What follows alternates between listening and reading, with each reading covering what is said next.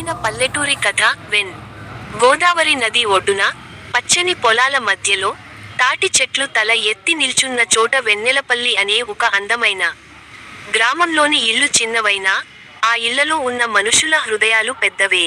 ప్రతి ఉదయం సూర్యుడు ఉదయించకముందే, కోళ్లు కూస్తూ, గేదెల మేకలు పాడుతూ, పల్లె మేల్కొనేది. రైతులు పొలాలకు బయలుదేరి, మహిళలు బావి దగ్గర గోసలతో నీళ్లు తీయడం, పిల్లలు పాఠశాలకు సిద్ధమవ్వడం, అన్నీ ఒక తీయని గీతల నడుస్తాయి. వెన్నెలపల్లిలో రనే రైతు ఒక సంవత్సరం వర్షం కరువై, చెరువులు ఎండిపోయాయి. పొలాల్లో చిలకల బడులు ఎండిపోయి, గడ్డి పచ్చగా కాక, గోధుమ రంగులో మారిపోయింది. దిగి రైతులు పడ్డారు. కానీ మన పల్లెని మనం కష్టపడితే మళ్ళీ పచ్చగా మారుతుంది అని అందరికీ ధైర్యం చెప్పాడు.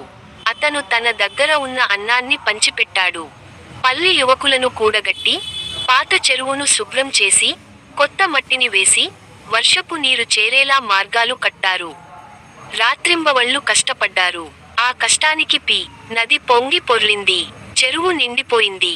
పొలాల్లో మళ్లీ పచ్చని మొలకలు మొలిచాయి. పల్లె ఆ రోజు నుంచి వెన్నెలపల్లి ప్రజలు ఒకరికి ఒకరు సహాయం చేస్తూ, పల్లె అందాన్ని కాపాడుకుంటూ వచ్చారు. ఇక్కడి అందం కేవలం ప్రకృతిలోనే కాదు, మనుషుల హృదయాల్లోనూ ఉంది. అందుకే ఈ పల్లెను చూసిన వారు, ఇది మనసు పండించే పల్లె అని ప్రేమగా అంటారు. మీరు అనుకుంటే దీన్ని ఇంకా విస్తరించి, 200 లైన్ల పూర్తి పల్లెటూరి నవలల రాయగలను.